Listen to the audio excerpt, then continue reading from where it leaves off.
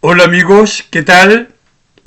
Bienvenidos a nuestro programa de hoy, viernes 24 de octubre, aquí en Política con Carreño. Terminando la semana. Pasó rápido, ¿no? Y, y la agenda se llena de temas. Algunos continúan, ¿no? Los escándalos. El problema es que, para el gobierno, es que todas las semanas, o día por medio, surge algún nuevo escándalo. O bien, uno toma algún aspecto de lo que ha sido este gobierno y que demuestra desde otra perspectiva la mentira, el fracaso de este grupo, ¿no? Que llegó a la moneda, nadie sabe cómo. O mejor dicho, sí, porque hubo un grupo de chilenos que creyó en ellos y que los llevó a la moneda y que hoy están bastante arrepentidos, ¿no? Pero en fin, hay muchos temas y hay otros, como digo, que son como una derivación. Por ejemplo, el caso de Dorothy Pérez. Es un caso interesante, el de la Contralora. Una mujer interesante. Está el caso. Ese es mi nuevo teléfono que está ahí. Es una llamada, está por allá. Suena así suave, ¿no? Y lo tengo ahí porque supuestamente iba a recibir, amigos, claro, una llamada de mi señora que está afuera, o puede ser de mi hija, pero acabo de ver de otra persona, así que no voy a responder. Llama mucha gente y escribe mucha gente, así que bueno. El caso de Dorothy Pérez es un caso bastante interesante y que yo quisiera comentar, no sé si hoy, porque tengo otros temas también, tengo la relación del gobierno con la prensa, que es este es uno de esos temas colaterales que demuestran, ¿verdad?, lo que decía antes, la mediocridad, el engaño, la falsedad del gobierno en otro ámbito, que de repente la gente no percibe,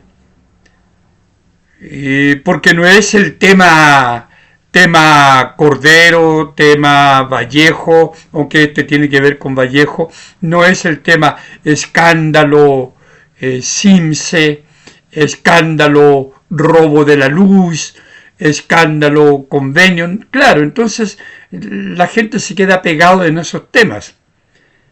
Pero el tema de la relación de Boris con la prensa, del gobierno con la prensa, es bien interesante y es muy importante porque en definitiva recoge todo lo que tiene que ver con la democracia y con la libertad de expresión.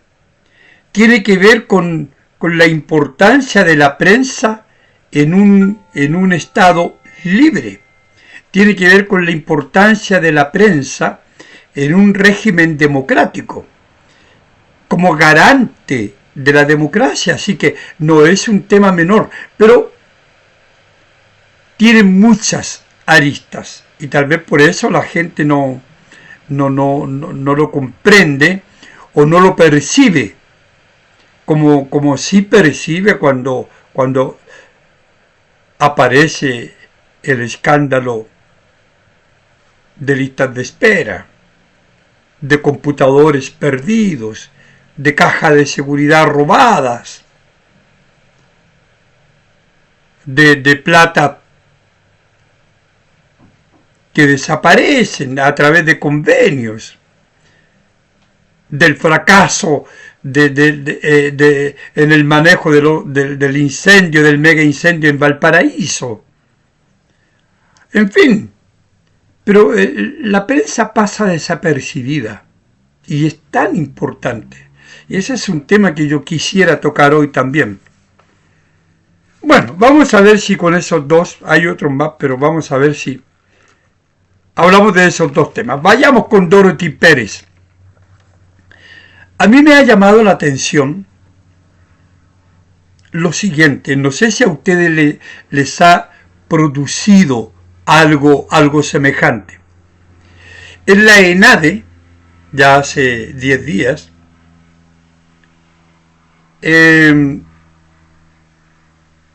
la Contralora acaparó todas las atenciones. Y le contaron los aplausos de pie que recibió en su intervención de 40 minutos, no sé, algo por ahí.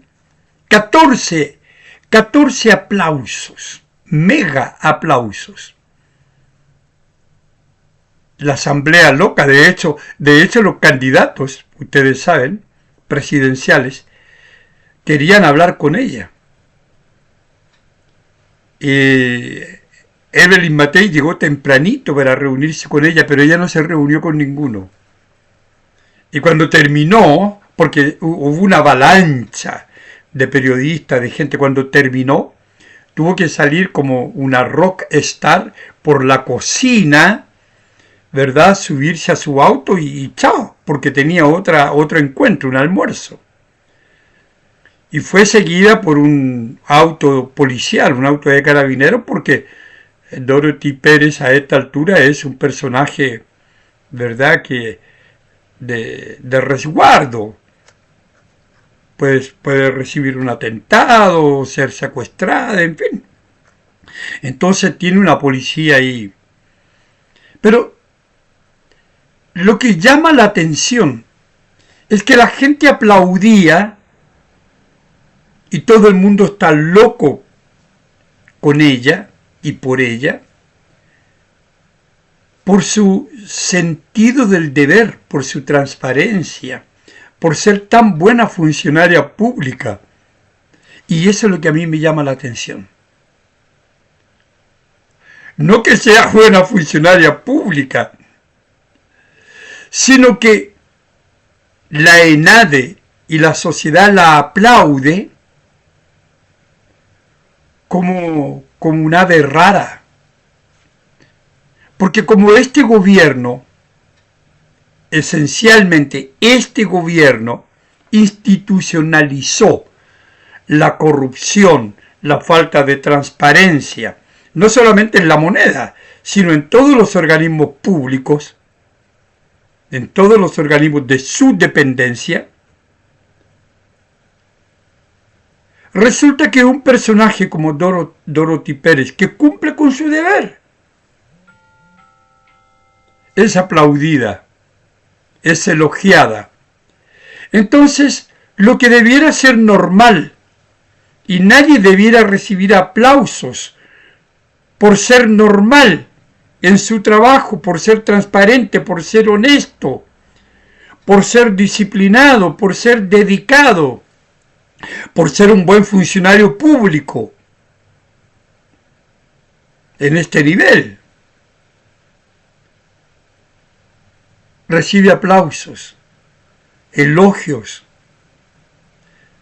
cuando debiera ser exactamente lo contrario.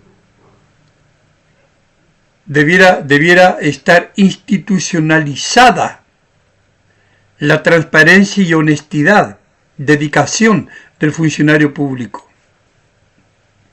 Y eso me llama la atención. Se elogia porque es un es un caso raro de autoridad honesta y transparente. Eso es lo que sorprende. Eso es lo que llama la atención.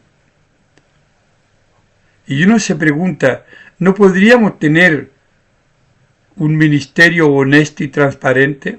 ¿No podríamos tener un poder judicial honesto y transparente? ¿No podríamos tener un ejecutivo, todo lo que él representa, honesto y transparente? ¿No podríamos tener un Congreso honesto y transparente? Gobernadores, seremías. No, no lo tenemos. No lo tenemos, porque día por medio, o si no todos los días, nos enteramos de escándalos provenientes de estos poderes, de estas autoridades. En eso mismo, el caso Sokimich, después de 11 años de investigación, todos inocentes. La fiscal dice que había pruebas suficientes para culparlos, pero no. La justicia los declaró a todos ellos inocentes. Entonces, claro, en medio de todo este desorden moral, en medio de toda esta crisis moral, aparece un funcionario público, una funcionaria pública como Dorothy Pérez, y es el caso extraño de transparencia y honestidad. Entonces hay que aplaudirlo. Y eso me llama la atención, porque eso, en rigor, habla de lo mal que estamos desde el punto de vista de la decencia, de la moral, de cómo funcionan los organismos públicos, al punto de que un personaje sea definitivamente el personaje del año. Habría que levantarle un monumento a Dorothy Pérez. Un monumento por hacer su trabajo. Eso es lo irrisorio. Un monumento por cumplir como autoridad, con eficacia, sin miedo, con coraje, transparente, buscando la verdad. Y cómo ha cambiado, a pesar del poco presupuesto que tiene. Cómo ha cambiado la cosa. Todos los enfermos con licencia se mejoraron rapidito. En fin. Y Dorothy Pérez, fíjense que sí es popular. No como la temporera que se quiere dar de popular. Dorothy Pérez viene de un hogar bien humilde. Ella viene del sur, de Cañete, me parece. Su madre es profesora normalista, con especialidad en ciencias sociales, en historia. Y su padre es un obrero de la construcción. Sí, amigos. El padre de Dorothy Pérez es obrero de la construcción. Se conocieron allá, sus padres allá en el sur, se casaron y se vinieron a Santiago. Y fueron a vivir a una población en Conchalí. ¿No?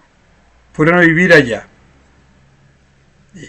Con bastante... Ahí, bueno, el matrimonio, la madre que se llama Dorothy, y se llama Dorothy porque había una actriz de los años 40 del nombre Dorothy. Entonces, los padres de la madre de Dorothy Pérez le pusieron ese nombre en homenaje a esta actriz. Y tuvieron 2 hijos, Dorothy y su hermano, un hermano, ¿no? Bueno, se vinieron a Santiago a vivir a Conchalí, una comuna muy popular. Y de Conchalí emigraron a Maipú, una comuna mejor, ¿no? Entonces, para sustentar este cambio, la madre de Dorothy Pérez, la profesora normalista con especialidad en ciencias sociales, en historia, vendía pinches amigo. Y ropa usada en la feria. Qué increíble, ¿no? Entonces ella, Dorothy, la Contralora, es una mujer de origen humilde. La madre cuenta como anécdota que cuando Dorothy allá en el sur entraba a la cocina o qué sé yo aquí, ella la mandaba a estudiar, le decía porque ahí está tu futuro, no te quiero ver en la cocina. Y el padre, el obrero de la construcción, le decía, mira, haz lo que quieras hacer, pero trata de hacerlo siempre bien. ¿Se dan cuenta? Hay como toda una enseñanza que marcó a la mujer que hoy conocemos de 57 años, la Contralora Dorothy Pérez. Y yo de verdad siento admiración por casos y ejemplos de esta naturaleza. Bueno, cuando la madre iba a la feria allá en Maipú a vender pinches y ropa usada, la actual Contralora muchas veces la acompañaba los días domingos a la feria a vender junto con su madre. Bueno, ahí ella estudió en el Liceo Miguel de Cervantes, en Santiago, y conoció a su marido. ¿No? Me parece que de nombre Fabián. Fabián López me parece el nombre del marido, ¿no? Bueno, entró a estudiar a la Universidad de Chile y era una alumna brillante, no como otros. No, una alumna brillante, brillante. De hecho, anécdotas que dicen que los amigos, los compañeros le pedían los apuntes porque eran los mejores apuntes y ella andaba vuelta loca buscando sus cuadernos porque los amigos se quedaban, los compañeros, con los cuadernos, ¿no? Entonces, esa es Dorothy Pérez, que yo encuentro una mujer excepcional. Y claro, y entró a la Contraloría hace ya hartos años, 2024, 2004, 2006, por ahí. Bueno, ama su trabajo, ¿no? Y claro, hay una sobreexposición de ella ahora. Y le quedan todavía muchos años. Va a controlar a 2 gobiernos más. Así que la idea en la Contraloría, donde tiene un grupito muy reducido de gente que podría llamarse sus amigos, porque ella no es de cosas, de cuestiones sociales. El día domingo le gusta estar en su casa, con su familia. Y como anécdota, cuando va a un restaurante pide jugo de fruta, pero sin hielo porque le afecta el estómago. Son anécdotas de la Contralora, amigos. Entonces, claro, un personaje increíble, un personaje que viene de abajo, humilde, de padres esforzados, que le dieron educación, ¿no? Ella tiene 2 hijos ahora. Y claro, hay una sobreexposición y como decía, están queriendo que esto no se prolongue porque le puede hacer daño a ella misma.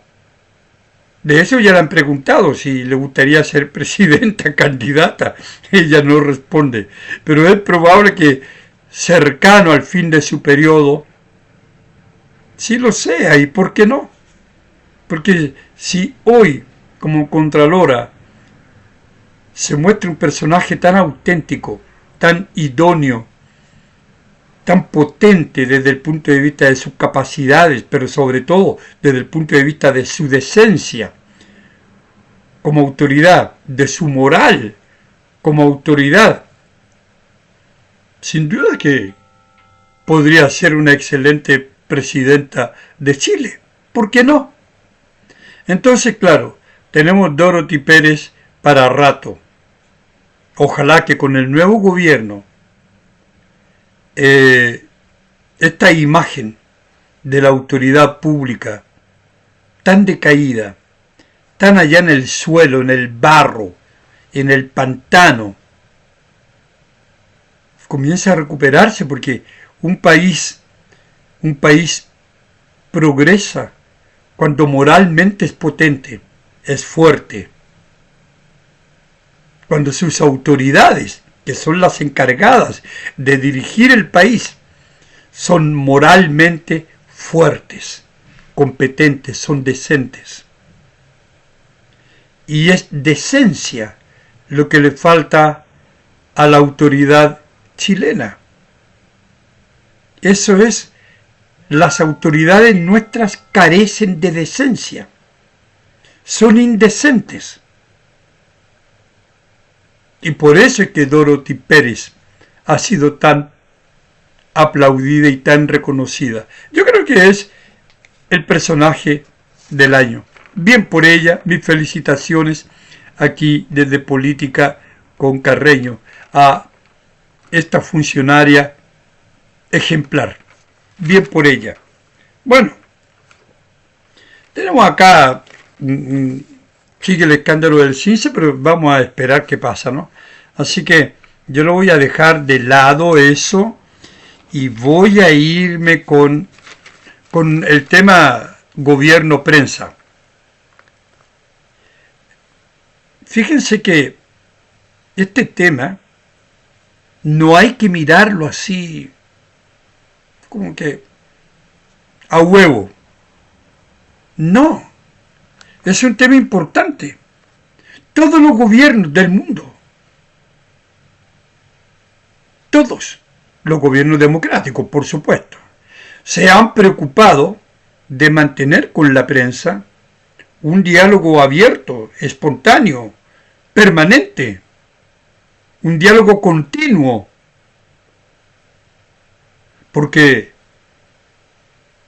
la prensa es garante de la democracia, porque la prensa es el puente que vincula al poder con la sociedad. Hablamos de una prensa libre, por cierto, hablamos de un Estado democrático, un Estado donde los poderes funcionan independientemente, donde la relación de la autoridad del primer ministro en Inglaterra o en Europa, en los mismos Estados Unidos, hay este vínculo con la prensa, un vínculo que sustenta la democracia, que sustenta la libertad de expresión. ¿Por qué?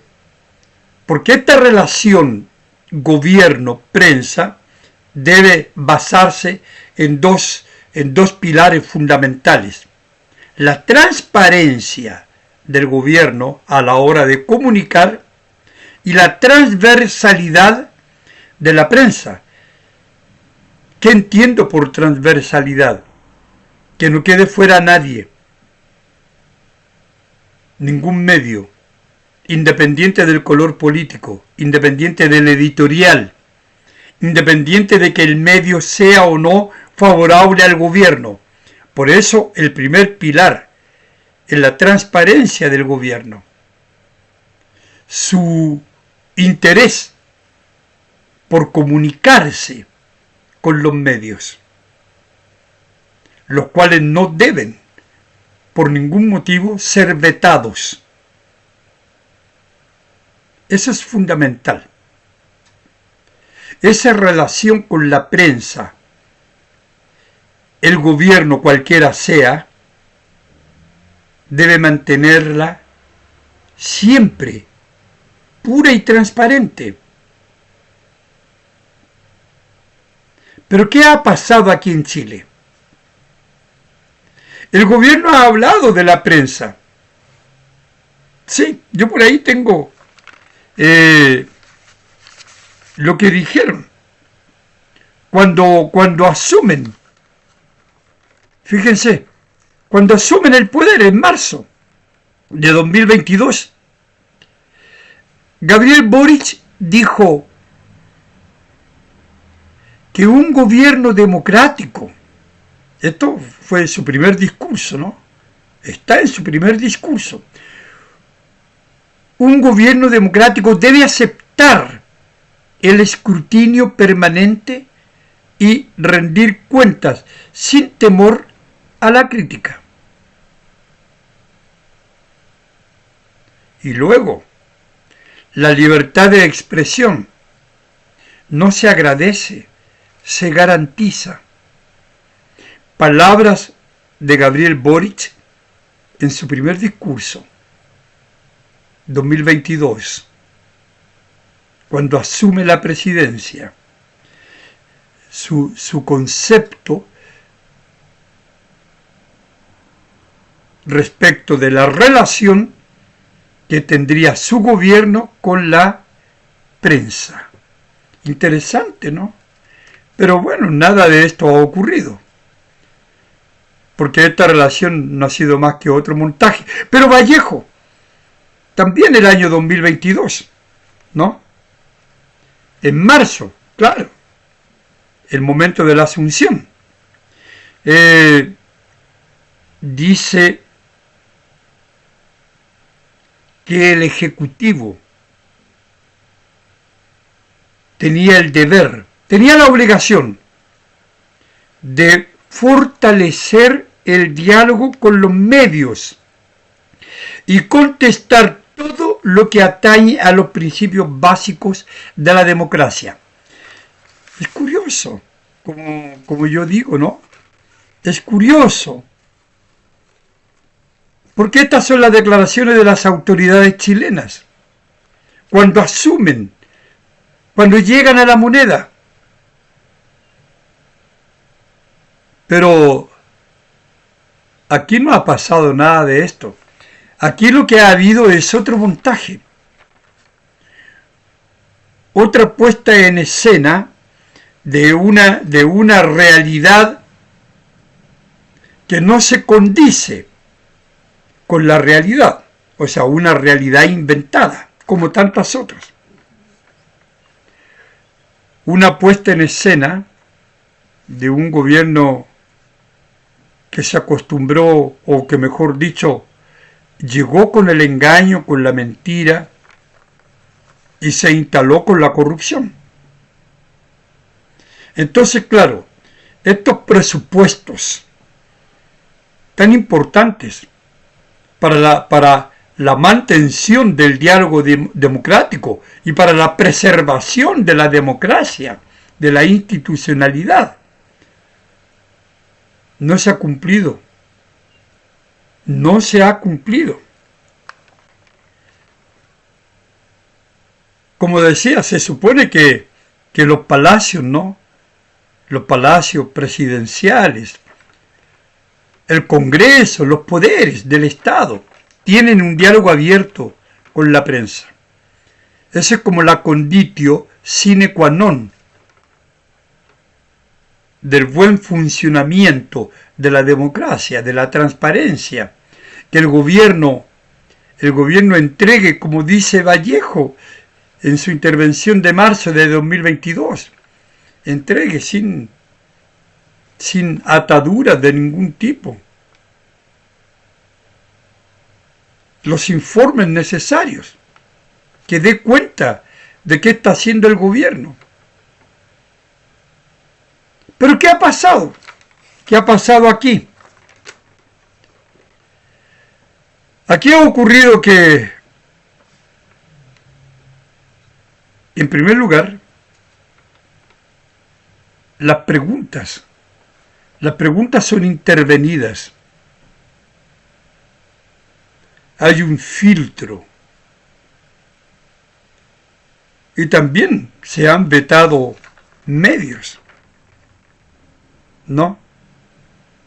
Entonces no hay un diálogo transparente con la prensa. Porque no puede haber un diálogo transparente con la prensa cuando yo voy a responder solo las preguntas que me convienen, que no me afectan, aquellas preguntas que me gustan. Y cuando voy a vetar a aquellos medios que me incomodan, que se ponen pesados, que hacen preguntas que no quiero responder. Entonces, por eso, para que la prensa sea garante de la democracia, es fundamental el contacto permanente, como dije al comienzo, el contacto permanente entre la autoridad y ella, la prensa, claro, bajo estos fundamentos que también dije, la transparencia y la transversalidad.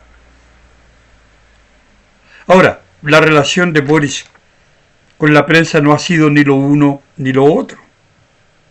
De hecho, cuando el presidente se taima, ¿no?, o cuando se enoja, no habla con la prensa, o responde lo que está preparado, un show mediático,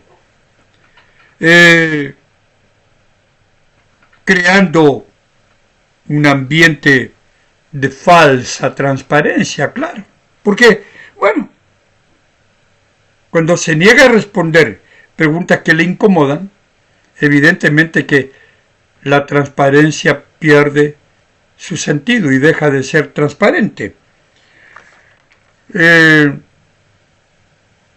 O cuando solo responde a periodistas afines a su ideología. Y bueno, el hecho es que todo este discurso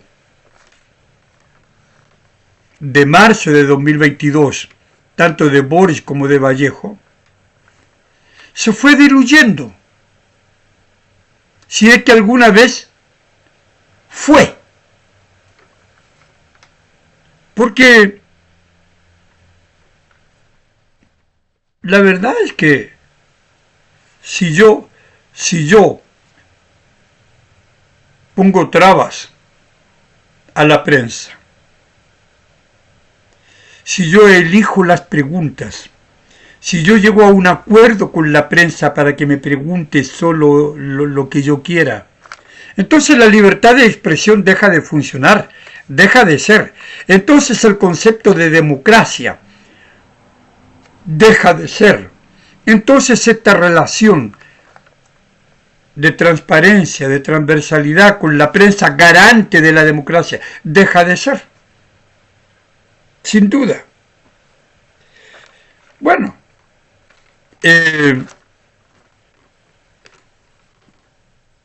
había también este compromiso de Vallejo en la época, en ese mismo discurso de ella, en su participación, ¿no? Combatir la desinformación con transparencia. Y ya sabemos que Camila Vallejo es la mayor generadora de fake news, de mentiras. Si hay alguien poco transparente en el gobierno de Boric, esa es Camila Vallejo, la vocera que se ha arrancado, la vocera que ha ignorado su rol de ministra vocera, y que ha dejado que otros se hagan cargo de la vocería cuando se trata de los escándalos más grandes, el caso Audios, el caso Convenios, por ejemplo.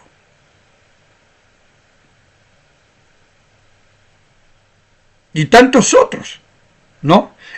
Cuando es nombrada enlace del gobierno en Valparaíso a causa del mega incendio, llegó allá con un casco, recuerdan, ¿sí?, y desapareció.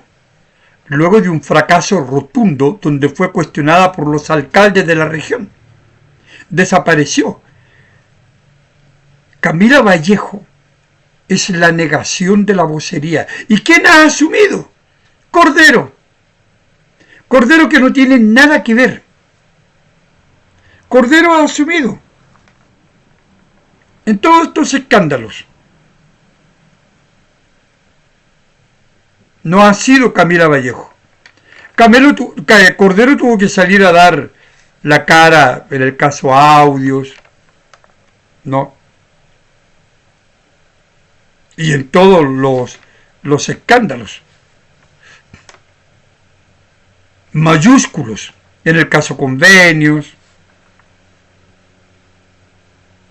en todo.